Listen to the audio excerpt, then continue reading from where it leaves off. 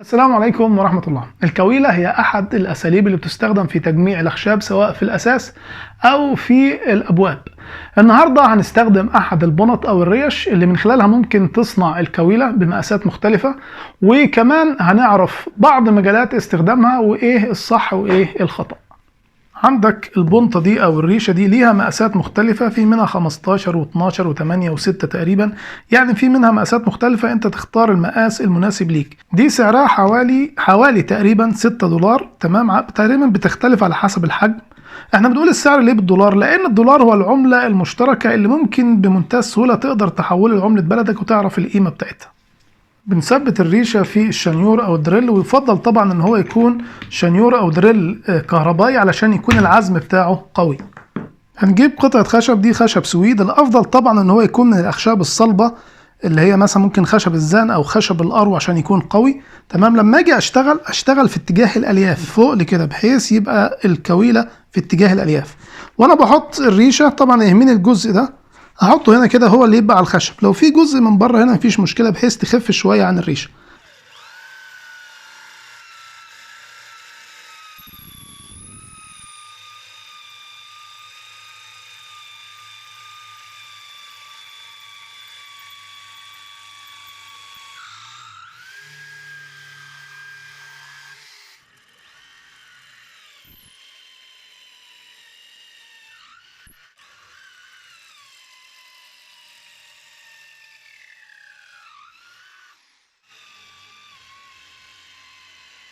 وده كده المقاس الصغير.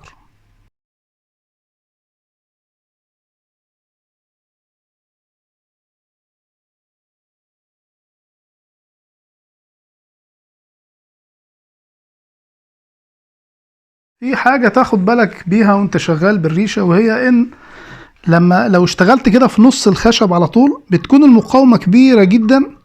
بالمنظر ده كده بتكون المقاومه كبيره جدا لان مفيش مكان النشاره تطلع منه، فلازم تشتغل بالتدريج كده، يكون دايما في مكان لخروج النشاره. الريش دي انا استخدمتها في الفيديو بالشنيور او الدريل العادي، لكن انت لو عندك مثقاب رأسي هيكون استخدامها سهل جدا وسلس.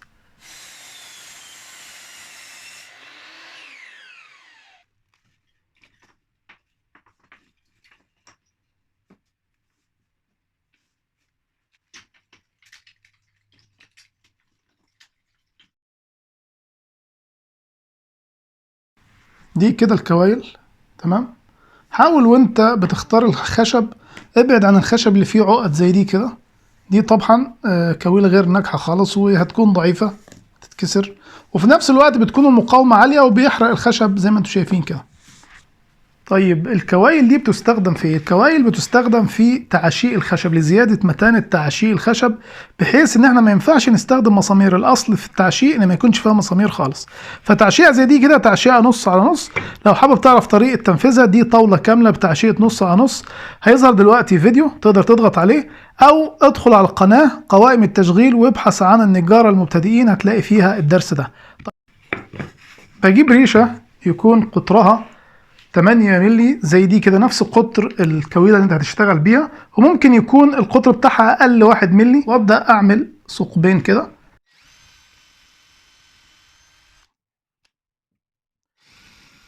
وبعدين ببدأ احط فيها غيرة بالشكل ده، وابدأ اثبت الكويلة بالشكل ده.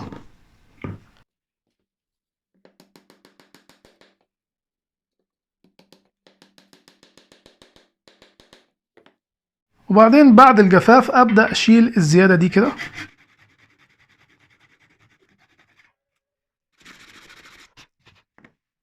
ده كده شكل الكويلة بعد ما بتصنفرها، تبقى بالمنظر ده. طبعا شكلها جميل جدا لما بتاخد صبغ شفاف تبقى بالمنظر ده، افضل بكتير جدا من المسامير. المسامير بتضطر ان انت تغطسها جوه الخشب وبعدين تمعجن، ومهما عملت صبغ شفاف بيكون مكان المعجون الى حد ما واضح، لكن بالشكل ده بيكون شكلها اظرف. كذلك بتستخدم الكوايل في تجميع الشغل، خصوصا الشغل الحديث. جيب منتصف القائم ده كده،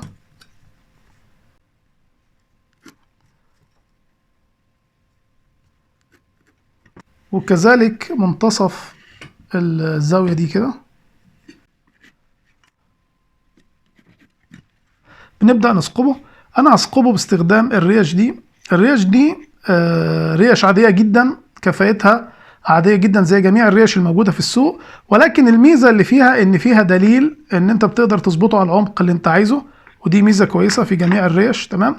الطقم ده بيجي فيه مقاسات 35 لحد مقاس 15.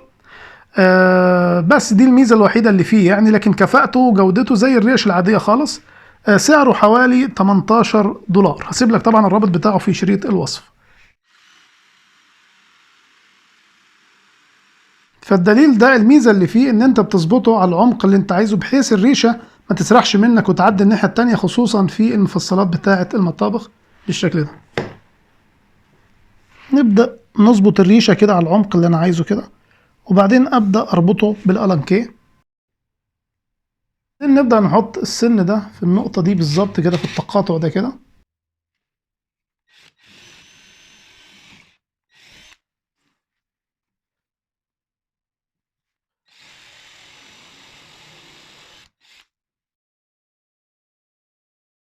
طبعا بنبدأ نحط الغرة المنظر ده كده هنا وهنا.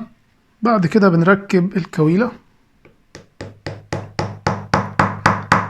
وبعدين نبدأ نحط غيرها هنا، وبعدين نبدأ نجمع بالشكل ده.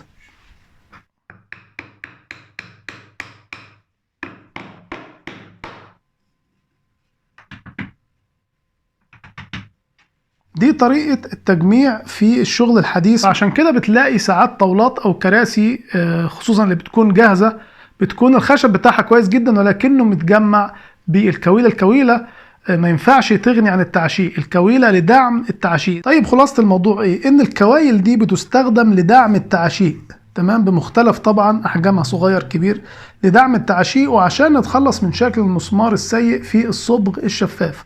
لكن ما ينفعش نستغنى بالكويلة هنا في التجميع عن التعشيق، لان هي طبعا بتكون ضعيفة. واكيد انتوا شفتوا في الاساس اللي هو الحديث بيكون الخشب كويس جدا، ولكن للاسف بتجمع بكويلة فبيكون عمره ضعيف.